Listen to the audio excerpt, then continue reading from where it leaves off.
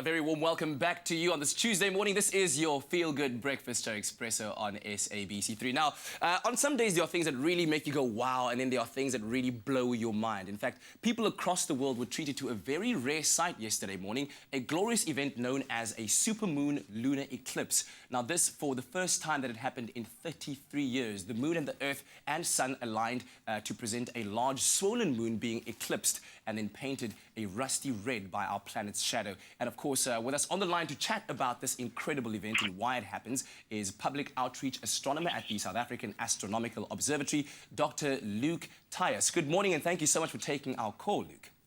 Good morning, no problem.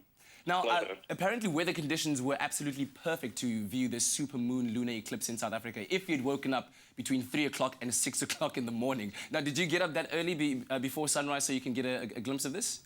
I did, yeah. It's one of the many joys of being an astronomer is working night shifts. And what was it like, if you could describe it to someone? Well, the moon was very much like a full moon, so it was a big full circle.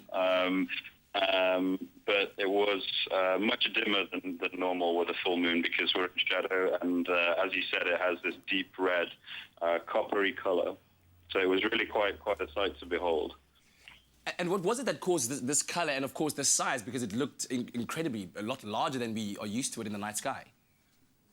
Yeah, so the size, a lot of people call it a supermoon. Yes. So basically, when the moon goes around Earth, it doesn't go around in a circle. It actually goes around in an ellipse. It's kind of a rugby ball shape. So there are certain times when it's a bit closer to us and certain times when it's a bit further away from us. And of course, when it's closer, it looks bigger. So yesterday, it just happened that it was a supermoon during the eclipse at the same time, which made it a little bit extra spectacular. So it was about 14% larger than you normally see a full moon. So that added to the size. And regarding the color, it actually comes from the Earth's atmosphere. So what happens in an eclipse is, as the moon is going around the Earth, it actually passes into the shadow of the Earth. So the Earth is between the moon and the sun. And that, of course, blocks out the light, which makes the eclipse make the moon dim.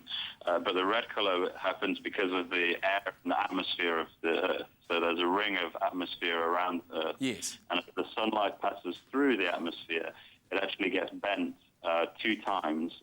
So the atmosphere acts kind of like a lens to focus sunlight back onto the shadow of the moon. But the atmosphere does this preferentially with red colors. So this is why we have a blue sky during the day, because the blue and the green and the purple colors are preferentially scattered by the atmosphere, whereas the red ones aren't scattered quite as much. So that's why in the eclipse we're left with a red color on the moon. Wow, all of these phenomena happening perfectly in one night for us to behold this. Luke, thank you so much for chatting to us this morning. No problem, my pleasure. So if you do feel yourself having a bit of FOMO, because like I said earlier on, this thing last happened 33 years ago, well, you might catch the next one in 2033. Yeah, it's absolutely crazy, incredible. Zoe, in fact, did you get to see the supermoon lunar eclipse?